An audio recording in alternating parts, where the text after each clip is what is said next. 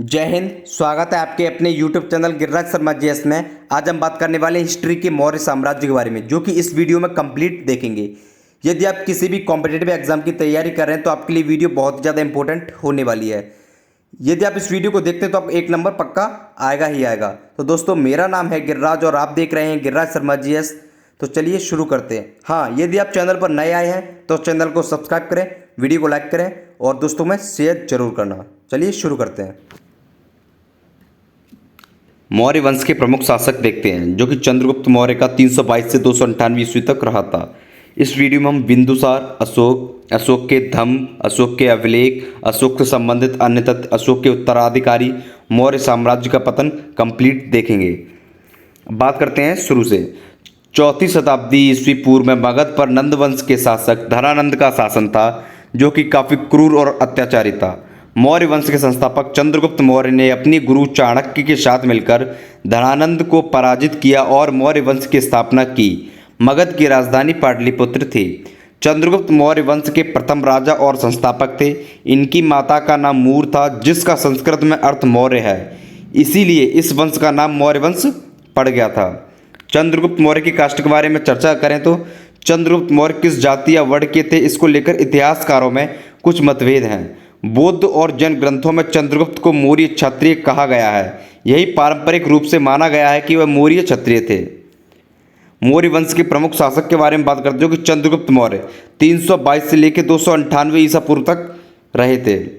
जैसा कि बताया गया है कि इनका साम्राज्य धनानंद को हराकर स्थापित हुआ था और चंद्रगुप्त का विशाल राज्य सिर्फ तमिलनाडु और पूर्वी भारत के कुछ जगह को छोड़कर हर जगह पर था।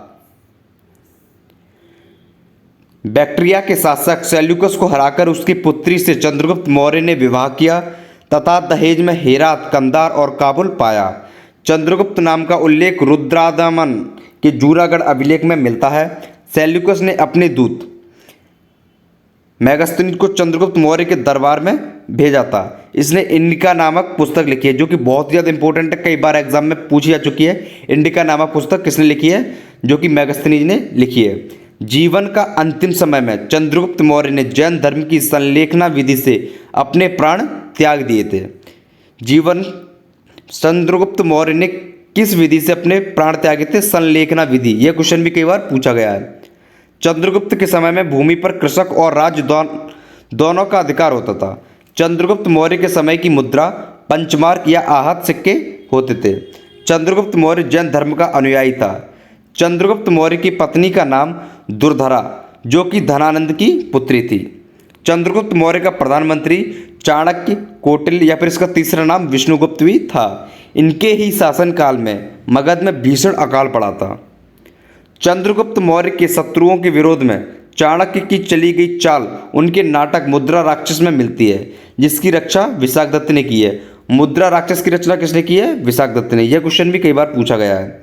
रुद्रदामन के गिरनार अभिलेख से ज्ञात होता है कि मौर्य ने सौराष्ट्र तक प्रदेश जीतकर सीधा प्रशासन अपने हाथ में लिया था। इसी प्रदेश में पुष्यगुप्त चंद्रगुप्त का राज्यपाल था और यहीं पर सुदर्शन झील का निर्माण कराया था। अब बात करते हैं बिंदुसार के बारे में, जो कि चंद्रगुप्त मौर्य की मृत्यु के बाद उसका पुत्र बिंदुसार गद्दी पर बैठा। बिंदुसार के काल में भी चाणक्य प्रधानमंत्री था। बिंदुसार आजीविक संप्रदाय का अनुयायी था। उस समय यूनानी शासक एंटियोकस ने अपना दूत डाइमेकस भेजा था। बिंदुसार को उपाधियाँ मिली थी अमित्रघात, यानी शत्रुओं का नाश करने वाला, भद्रसाहर, सिंहसैन। बिंदुसार सही तक्षशिला में 2 विद्रोह का वर्णन मिलता है। बिंदु सही तक्षशिला में 2 विद्रोह का वर्णन मिलता है। इस विद्रोह को दबाने के लिए सबसे पहले अपने पुत्र सुसीम को भेजा, उसके पश्चात अशोक को भेजा, लेकिन उसमें अशोक सफल रहा था। अशोक बिंदुसार का पुत्र।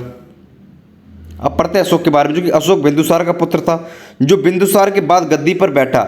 जैन मनुस्मृति के अनुसार अशोक ने बिंदुसार की इच्छा के विरुद्ध मगध पर शासन किया था।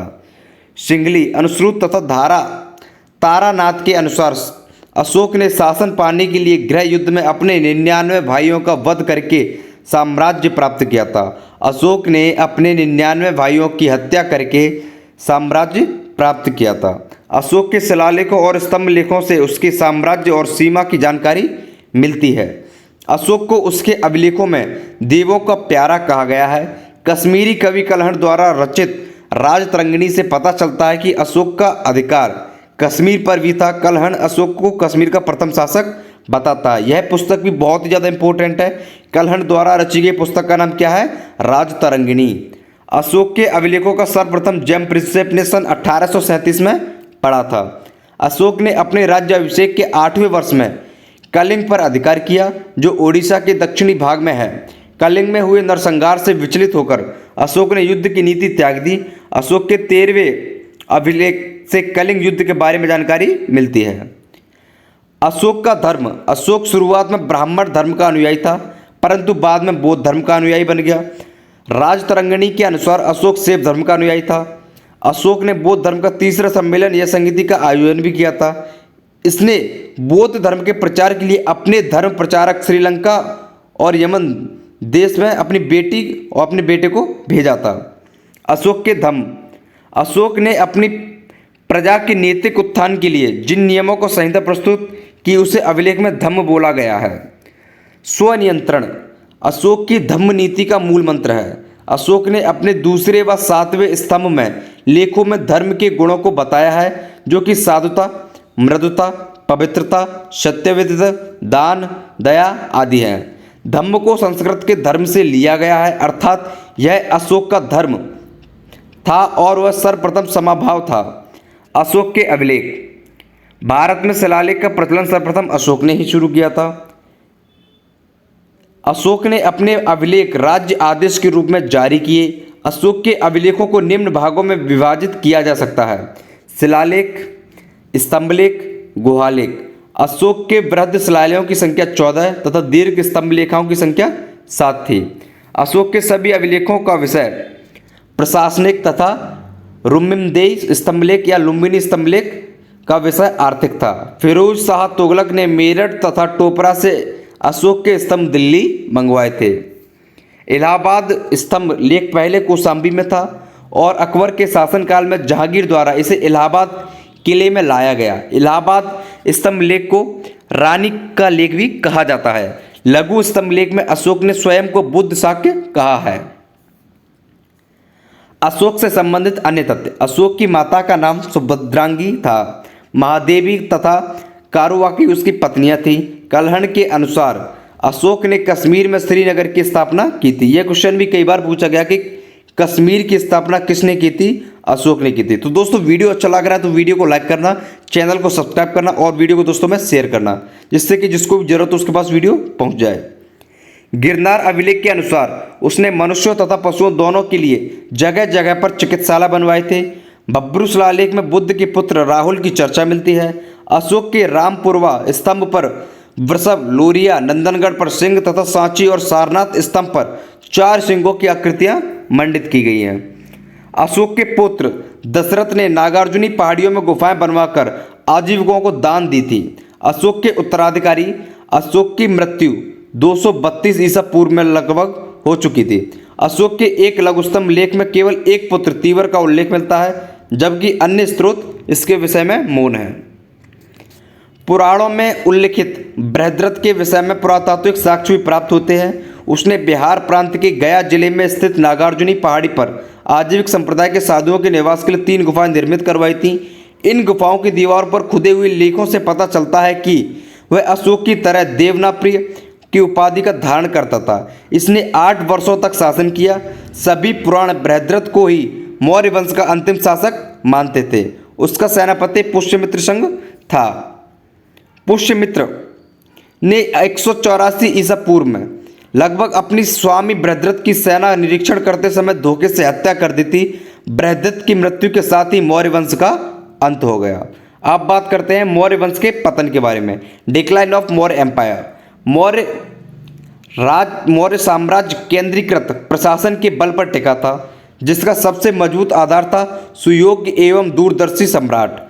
232 ईसा पूर्व में अशोक की मृत्यु के बाद मौर्य साम्राज्य कमजोर होने लगा और अंततः 180 ईसा पूर्व में अंतिम मौर्य सम्राट बृहद्रथ की पुष्यमित्र संघ द्वारा हत्या के साथ ही मौर्य साम्राज्य समाप्त हो गया।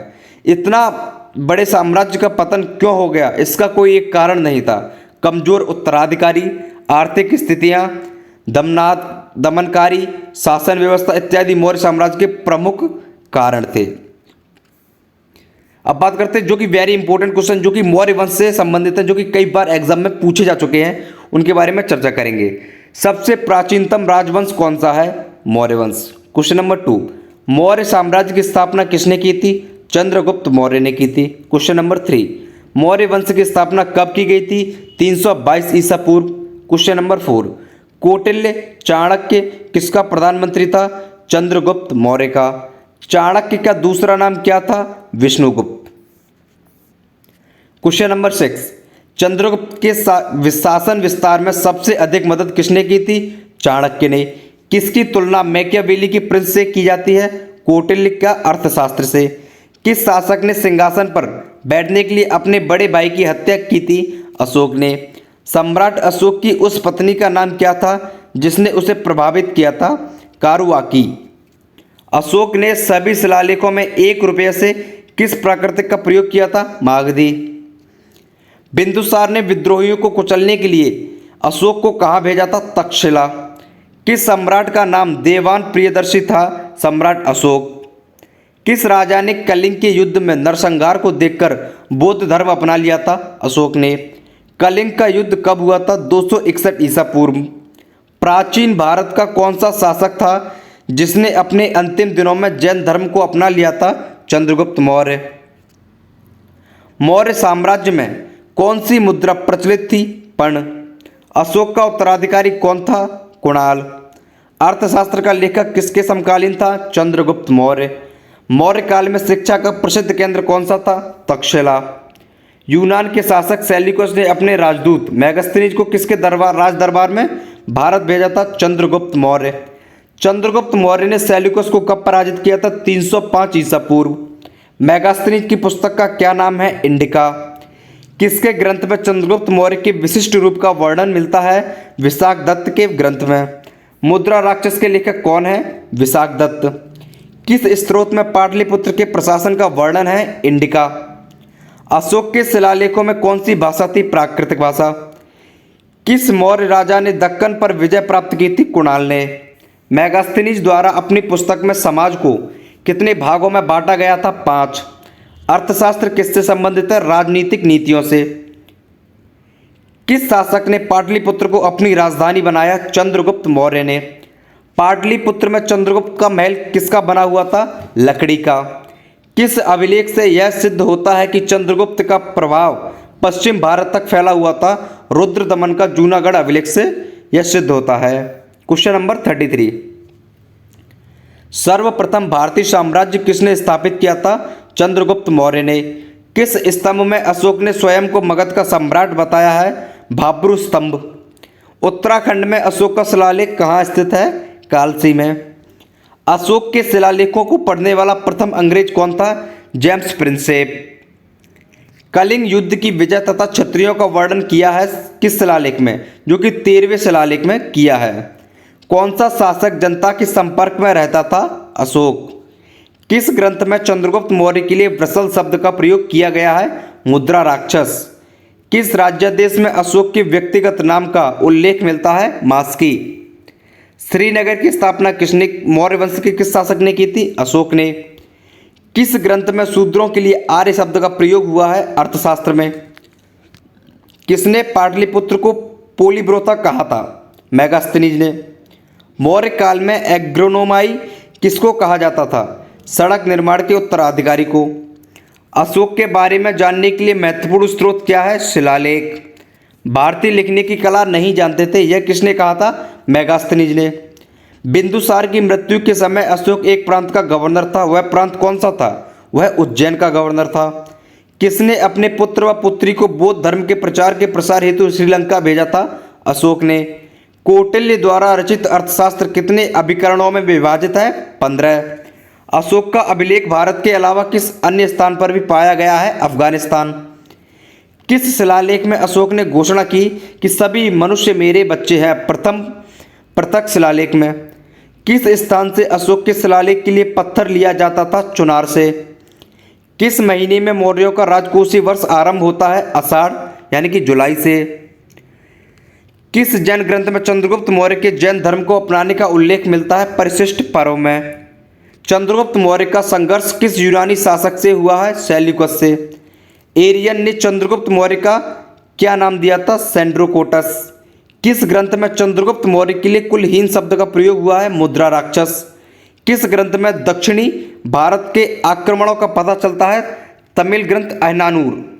Question number 59 and last, Chandragupta Maurya का निधन कब हुआ था? 298 ईस्वी में।